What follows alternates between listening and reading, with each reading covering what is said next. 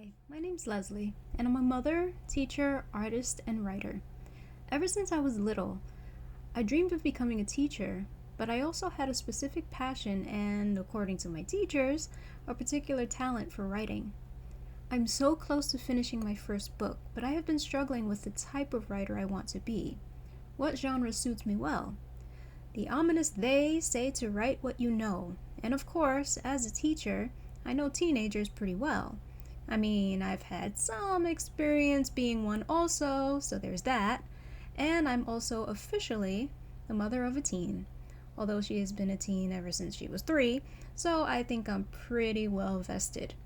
That said, my sentence, which I chose to place in the present tense so as to not sound like I'm writing my own obituary, is simply this: she beautifully writes ugly truths, too well understood by youth.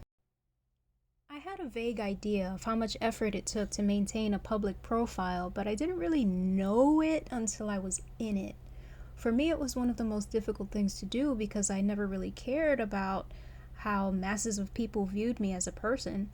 However, as a person with a business or an established persona, there's a front to uphold and it needs to evolve yet stay true to its roots. It needs to be present, or in this vast industry, it will be forgotten. And that's just a hard truth and unavoidable circumstance. Stay relevant, right? I found that it's much easier for me to be genuine than it is to create a persona and live up to it. As a teacher, one thing that I know for sure is that no matter how good you think you are at maintaining a lie, there will always be some student who will see right through it. It's the same with a persona, and personally, I'd rather be me, always. My mission statement sentence is completely in line with my goals. I aspire to become an author for young adult fiction. I want to write the truths of teens that no one believes.